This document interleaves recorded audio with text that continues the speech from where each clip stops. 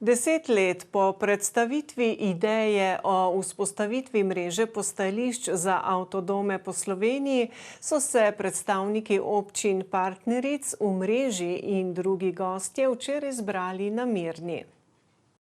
Osnovna ideja je spodbujanje ureditve prostora za postanek z avtodomom, ki je izhodišče za raziskovanje. Ker jim bomo lahko nudili varen postanek, ker jim bomo lahko nudili tudi to, da bodo našo lokalno skupnost raziskovali, da bodo spoznali način življenja v naši lokalni skupnosti, da bodo videli, da smo tudi v lokalnih skupnostih pripravljeni na njih. Če je leta 2014 bila težava ustaviti se z avtodomom nekje v Sloveniji, kjer ni bilo kampa recimo, je danes v velikih občinah, v velikih krajih po Sloveniji možnost postanka z avtodomom in to je nedvomno uspeh. Vsaj eno lokacijo ima tako vsaka od 70 v mrežo vključenih občin.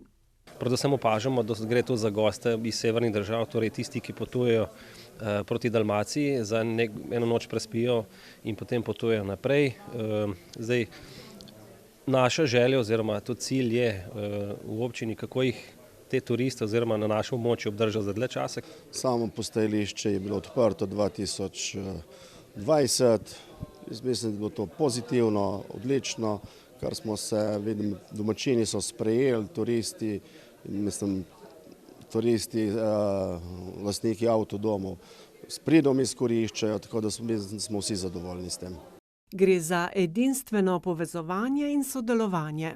Na Slovenski turistični organizaciji nas veseli vaše povezovanje. Na promocijskem vidiku si tudi v prihodnje želimo sodelovanja. Mreža postajališč je v Sloveniji edinstveno razvita, nikjer po svetu tega v svoji bogati praksi turističnega novinarja še nisem zasledil. Zelo smo navdušeni nad projektom in definitivno bi si ta projekt želeli tudi na Hrvaškem.